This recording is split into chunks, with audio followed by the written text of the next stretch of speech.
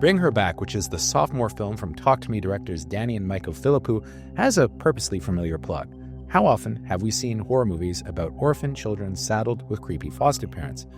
This one is no different, because after the sudden death of their father, two Australian teens played by Billy Barrett and Sora Wrong find themselves stuck with an eccentric foster mother played by Sally Hawkins who, wouldn't you guess it, has a dark secret.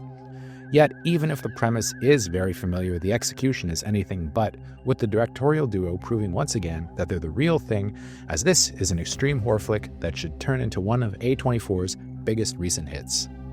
The movie is a much slower burn than Talk to Me was, with it embracing an altogether different kind of energy.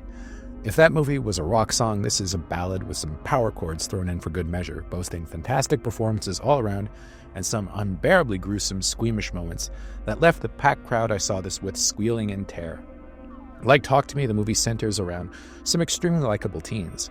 Billy Barrett, who was last seen as the young version of Craven, is Andy, a 17-year-old Australian kid with a violent incident in his past he's trying to live down.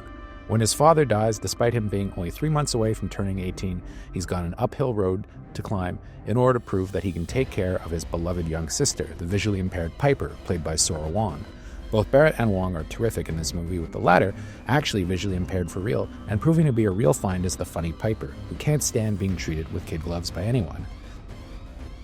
Sally Hawkins delivers the most unhinged performance of her career as Laura, perhaps cinema's most unfit foster parent ever, with her trying to befriend the kids, even going so far as to get them drunk at one point, but having designs on Sora that Andy can't quite figure out.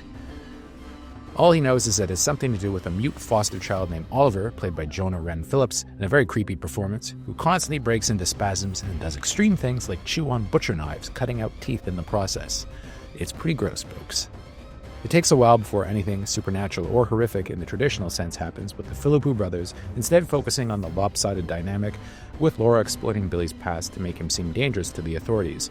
Once the gore does kick in, the imagery is extreme, although it lands differently than the more adrenaline-charged Talk to Me did. This is a thoroughly different kind of experience, but a dazzling one that will leave many wondering how any other traditional indie horror flick is going to top it this year. It's also a movie that demands to be seen on the big screen, with Aaron McCliskey's cinematography and the sound design crying out for top-notch exhibition. I'll always regret having experienced Talk to Me for the first time on a screener link I watched on a laptop, as the Philippous unapologetically make movies for the biggest screens possible. They're gifted as far as pace and casting goes, with Wong the kind of actress who may have never gotten a shot otherwise, but proves to be one of the most likable screen debuts in recent memory. Horror fans and everyone else are going to eat this up. I give it a very strong 8 out of 10.